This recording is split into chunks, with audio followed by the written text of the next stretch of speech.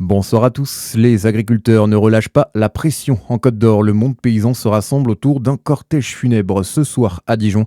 Une action symbolique pour enterrer l'agriculture à quelques jours de la signature de l'accord de libre-échange avec le Mercosur.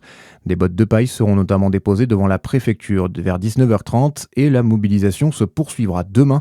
Des agriculteurs venus de toute la région sont attendus à Dijon pour des actions devant les bâtiments administratifs de l'État.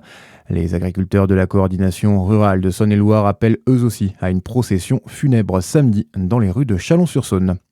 Un père de famille mis en examen dans le Doubs, il est accusé d'avoir secoué son nourrisson de 2 mois à Miseré-Saline.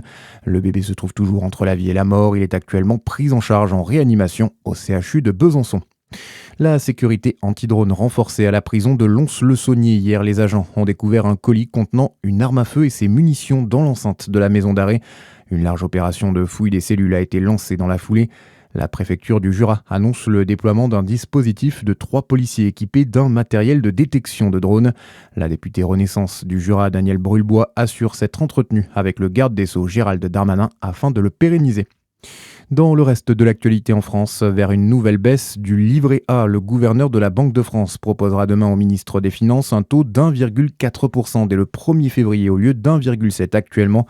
58 millions de Français détiennent un livret A. Les experts se sont basés sur près de 1000 études scientifiques. L'Agence nationale de sécurité sanitaire alerte dans un rapport de plus de 500 pages sur les effets nocifs des réseaux sociaux chez les jeunes. Un sujet majeur de santé publique alors que les ados passent plusieurs heures par jour sur leur smartphone. Baptiste Berthelin. Un espace dans lequel des dangers très concrets peuvent se manifester. C'est l'alerte lancée par l'Agence nationale de sécurité sanitaire.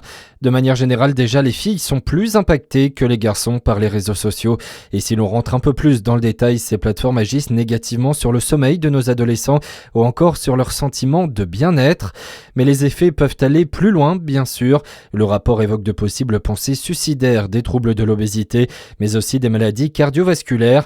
Face à cette longue liste de risques, les experts de l'ANSES rappellent l'importance de l'implication parentale, mais surtout insistent sur la responsabilisation des plateformes. La proposition de loi pour interdire les réseaux sociaux aux moins de 15 ans arrivera à la fin du mois dans l'hémicycle. À la page des sports du handball, ce soir, la JDA Dijon affronte Le Havre à partir de 19h30 au Palais des Sports. Du foot également avec ce choc en D1 féminine, les joueuses du DFCO accueillent le Paris Saint-Germain, coup d'envoi à 19h au stade Gaston Gérard. Et puis le foot, c'est aussi les demi-finales de la Coupe d'Afrique des Nations. Le Sénégal affronte en ce moment même l'Égypte et ce soir le Maroc pays hôte fera face au Nigeria, coup d'envoi à 21h. Voilà pour l'essentiel de l'actualité. Excellente soirée sur Fréquence Plus.